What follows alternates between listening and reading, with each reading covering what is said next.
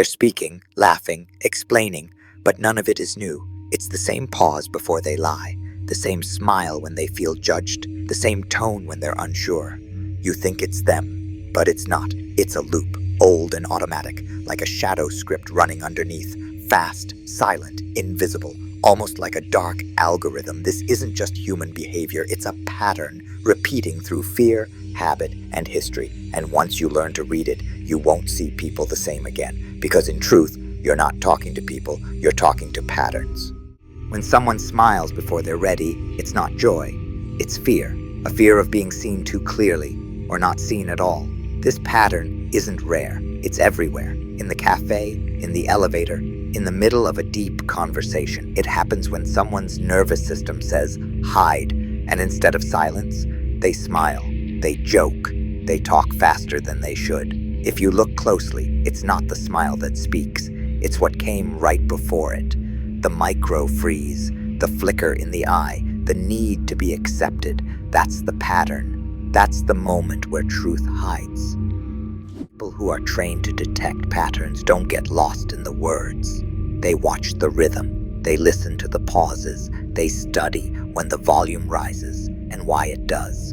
Because power doesn't come from reacting, it comes from noticing. The louder they get, the clearer you become. The more they explain, the quieter you grow inside. Not to judge, not to manipulate, but to understand what they don't know they're showing. This is the beginning, where emotion meets reflex, where fear wears a smile. And once you catch it, that fast smile, that reflex laugh, you stop believing the surface, because you've just spotted the pattern.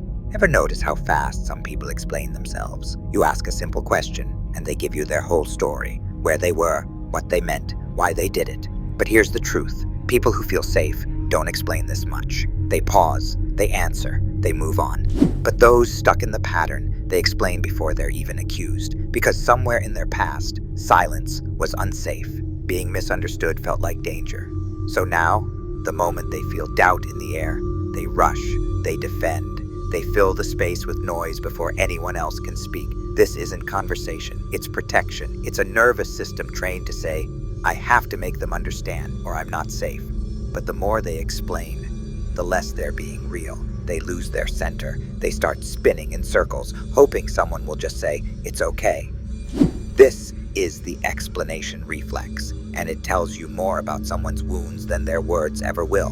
Because every time they say, I didn't mean it like that, or I was just trying to help, or I only did that because, what they're really saying is, please don't see me as wrong, please don't leave me here. Once you hear this reflex for what it is, you stop listening to the excuses and start seeing the ache underneath. That's where the real conversation begins, not with their words, but with their fear of not being heard. There's a moment, you ask someone something real, they pause, then suddenly, they change the subject, they laugh, they turn it into a joke, they ask you something back. They say, why does that matter anyway? This isn't forgetfulness, it's not random, it's a shift, designed to escape the discomfort of truth.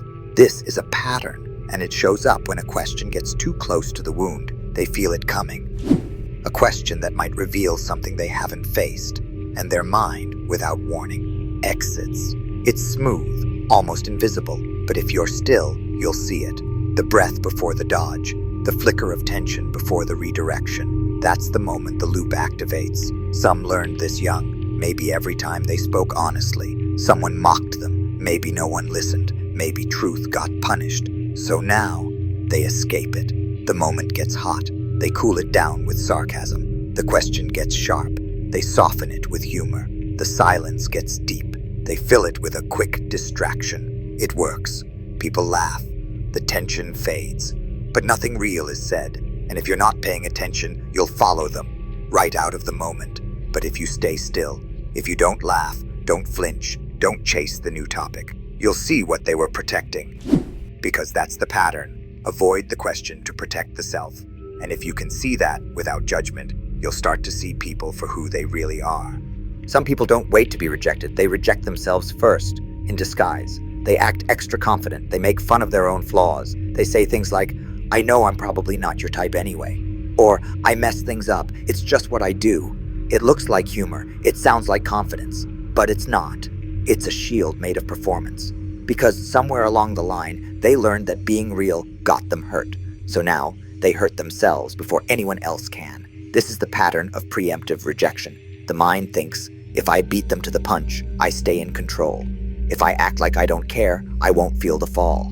But that's not control. It's quiet pain, rehearsed. Watch how they change around new people.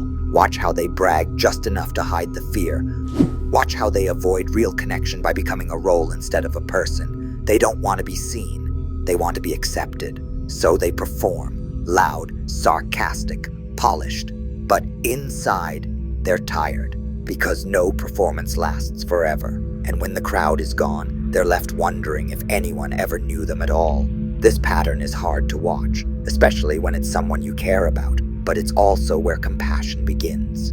Because when you recognize the performance, you don't chase the show, you look behind the curtain, and when you do, you'll see a person who's never truly felt safe being seen. Some people ask questions that aren't really questions. They say, yeah, why would you even do that? Don't you think that's a little strange? You actually believe that. It sounds curious, but listen closer. It's not curiosity. It's control. This pattern hides inside the voice of logic. But underneath, it's rejection in disguise. These questions don't open a door. They build a wall. They're not seeking answers. They're sending signals. I don't agree. I won't accept. I won't change. And the person they're speaking to, they feel it. They shrink. They retreat. The conversation dies. People who use this pattern often don't realize it. They think they're just asking, but it's their fear of vulnerability that shapes the tone. They're not ready to be wrong, not ready to open. So instead, they stay in control by dressing judgment up as logic. And if you don't recognize it, you'll keep answering these questions, trying to explain, trying to prove, not realizing there's nothing they want to understand. This is the pattern of defended intellect. And once you see it, you stop wasting your clarity on people committed to their walls. Because not every question is a bridge. Some are just better built cages. Some people stay quiet, not because they're at peace, but because they've given up. They nod. They say, it's fine. They avoid eye contact. They make themselves smaller in the room. And people around them say, they're so calm. They're so easy to be around. But the truth? They're not calm. They're shut down. This is a nervous system that learned, no one will listen. No one will protect me. So I'll protect myself by disappearing. This is the pattern of passive escape. It's not stillness. It's survival. They stay low to avoid impact. They agree to avoid conflict. They say yes because no always came with consequences. And if you don't see the difference, you'll misread their silence as strength when it's actually pain without a voice. This pattern is hard to notice because it doesn't speak, but if you sit in that silence long enough, you'll feel what they've buried, and then you'll stop asking, why don't they speak up, and start wondering what made them go silent in the first place.